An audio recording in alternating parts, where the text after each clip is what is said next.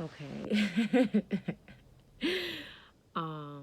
It took me like an hour, I think, maybe a little over an hour to like gather the courage to do this because it's not out of my character, but it's just different. I'm not a preacher by any means. I am a prophet. The Lord has shared like a few things with me, and I just was trying to get comfortable before I decided to open my mouth. But like, what's happening in LA right now is undescribable, to be honest. And I love when God creates circumstances where you could, where they end up only being Him. Like this would only be God kind of situation. First of all, my birthday is on Friday. Y'all, the plans I had are not happening, okay? But I've already, he told me that like last month, so I accepted that last month already.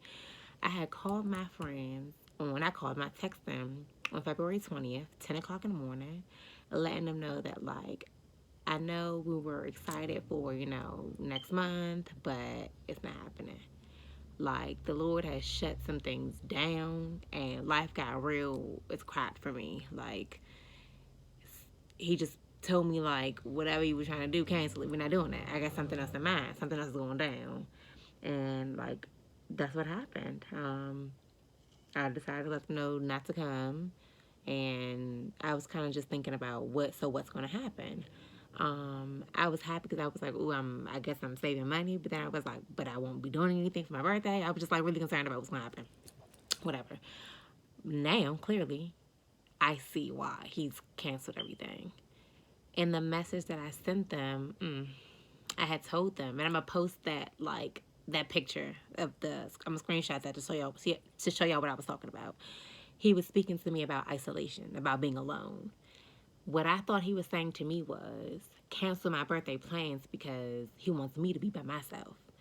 Cancel my birthday plans because there's something, spiritually between him and I that either I have to work on, he has to show me, give me, whatever. So I'm all for it. Okay, no problem. Now that I see about this quarantine and coronavirus, blah blah blah, I see where the word isolation was coming from. Since forever, I've been writing about my life and my walk with God, like forever since I was like 11 years old. Okay, and I knew that at some point I was gonna have to either share these things or record them or make a book. Something of that sort was happening, and it was so off and on. Like I was consistent with writing, and then I'll have like a year without it, some months without it. Then I'm writing back to back to back. I never knew what it was for, but I knew to keep it all.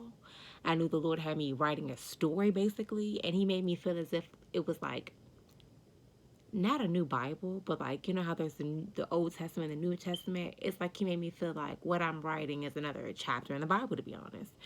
And it's weird because I'm not the only person that he's chosen to do this. And after I've come across many other people who are experiencing God in the same ways, was like, wow, it was overwhelming for me because I never had someone to communicate with or socialize with about what's happening with me, who would really understand what I was talking about. So to come across these people was a miracle, to be honest. But anywho, this coronavirus is a distraction, number one, but it's a pause. Okay, so the Lord is calling for the attention of His children. He is upset, and he speaks to me through like numbers, the weather, license plates, music. Sometimes, when I'm praying, he'll the Holy Spirit will be in me directly. He'll speak to me directly about in my ear, literally in my stomach. To be honest, is where I hear him at my stomach. What's gonna happen? What had happened? Why it's happening? What to do next? Like that's the way we communicate. And when you have an intimate relationship with God, you'll create a language. You know when He's speaking to you, basically. And this is what He wanted me to say. First of all, the coronavirus, like I said, is a distraction. This is something that was already written to happen. This is a time in life where God, like I said, is not happy with us. He's not pleased. I'm gonna say with us. He's not. I'm gonna say us because I'm a part of it. Okay. He's not happy with us in the sense of the way that we don't acknowledge Him, the way that we aren't acknowledging Him. Right now, we have no idea what is truly, truly happening right now. But do you know, God forbid these are the last days, do you know that these could be those? What thoughts have gone through your mind in these moments? Are you worried? Are you not? Have you prayed? Have you thought to pray? Do you take it seriously? Do you not take it seriously? What is happening to you right now? What are you thinking about? What do you know? What are your plans, if that makes sense? Do you have any? I feel like he's using this time for us to like reflect and think about our lives and our choices and what we've done, what we're doing, what we plan to do.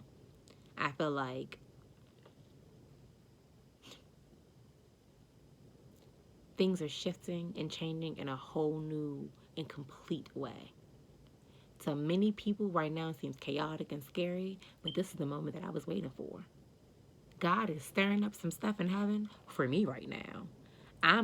He is preparing me. He told me to cancel your plans and get prepared. I'm thinking like, if I'm canceling my birthday plans, what am I getting prepared for? He's preparing to put me in position. That's what he said to me. Everybody who was in the front will be in the back. And everybody who was last will be first. He told me 2020 is the year of the humble. I'm giving back to all my children who did right by me, who waited on me, who prayed, through me, who lived life, who decided to live life my way, who surrendered themselves to me, And I feel like he's saying, through the changes that I'm about to create, the things that you guys are about to see happen, you're going to know where you were on my list, to be honest. You're going to know he's shaking things up, is what he said. Everything is resurfacing. Everybody's, dark secrets is coming to light. He's just exposing everything and everybody for what they were doing and what they weren't doing, to be honest. And it's like right now, this is going to be a moment in time that you cannot deny what you've been working on in your life, who God is to you, because he's going to pass out blessings to specifically show you guys who's been doing what, okay? And one thing he said to me is to let his children know is that it's never too late, but to let you know that time is passing. And if you think that you got forever and all day to get it right, you don't. And what he's showing you right now is you don't. Because nobody in America has control of what's going on right now. Just him. The same way I can build 1 million people, I can knock them all out too. And what's crazy is he's been talking to me about building his kingdom and kingdom marriages. He's been talking to me so much about kingdom marriages. And I'm so excited that that's what the topic is for me, because my thought process, my experiences, who I am as a person is embodied as a woman of Christ, as a woman in full effect, is what he said, a wife. I was just like, okay, it makes more and more sense to me how the way that divine order is, the way he has things set up to be, makes more and more sense to what my life is, to be honest. And I feel like people who haven't witnessed their own miracles or accepted things as such are about to see exactly what God was trying to do in their lives, what was trying to happen, what you're not allowing to happen. Like, aren't you tired of blocking your blessings? Like, there's things he's trying to get you to pay attention to that you're just not paying attention to. You're just not taking him as seriously as you should be taking him. But it says, this message is for those who think marriage is just a piece of paper, who consider marriage to just be a document, who don't understand, people who don't understand the significance and the value behind marriage, union in general, to be honest. It says, I need for you to let them know that this paper or this document is also the Bible. It says, so is the name and the letters on your social documents that identify you. So is the money you also greedily and vastly ask for. It's the power of acknowledgement behind the worded paper. With all the moments and experiences I share with you, how would you ever explain that to yourself, to your children, to your families, if there were no words? You and I have a covenant, an agreement, a contract, a bond, a deal, a relationship, a business. That little journal that you document your life in, that phone that you text your words and screenshot your proof of its words, when you passed notes in high school on paper, when you circled, do you like me, yes or no, it all meant something. It's fine to gain opinion and gather your own beliefs about what it could be, what marriage is, but first be educated. Don't make ignorant choices. To know truth and choose to believe otherwise is pure stupidity. By all means, choose stupidity freely, but know you are choosing to be stupid. Know all things revealed to you will come in much more challenging because you choose to be stupid. What is there to complain and grieve over if for sure you know the truth? Please answer me.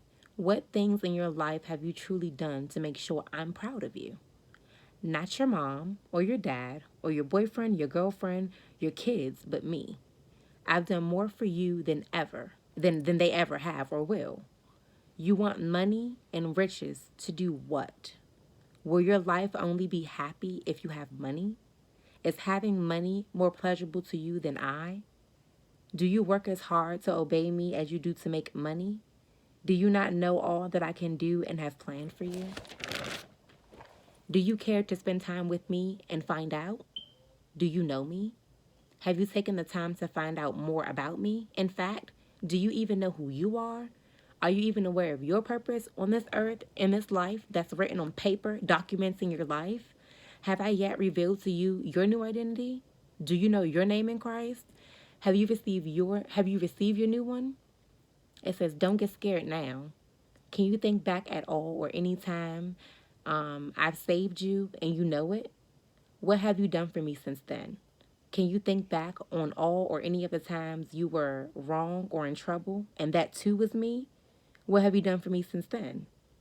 Now, if I tell you to drop everything that's happening at the moment and catch a flight to another state because your new life will start there, will you leave? Do you trust me? Do you believe that I am the God of the all impossible?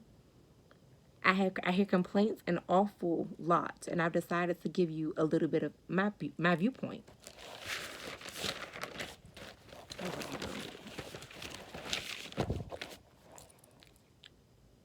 Reflect on these words and take time for yourself. Sit and determine if a relationship with me is worthy of you first.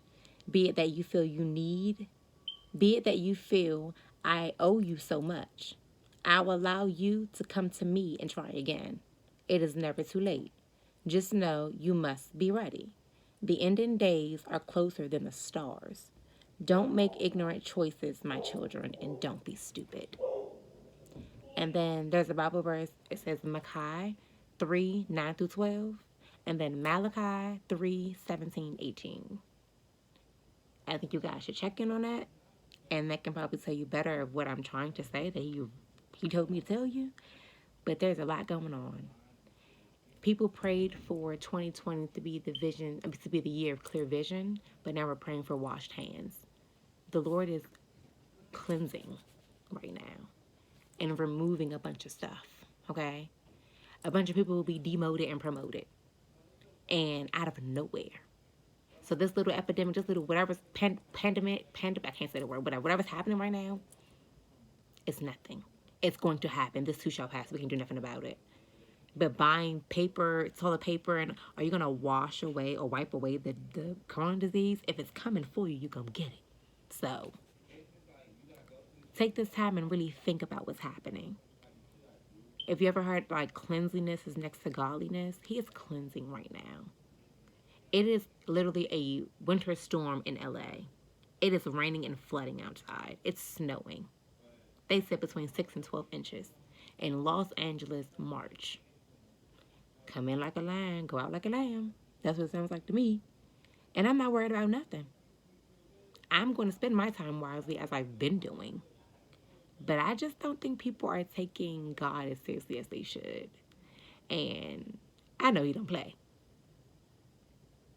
I would just suggest you guys to take some time out to really find out what's happening beyond the news, beyond the social media. Sit and talk to God about what you need to be doing. Because if the world was over tomorrow, would you be ready to go? Do you think you're satisfied enough with your life that you was just good and you going to heaven? Because he's definitely telling me think again. Because everybody ain't going where they think they're going if they don't do what they got to do.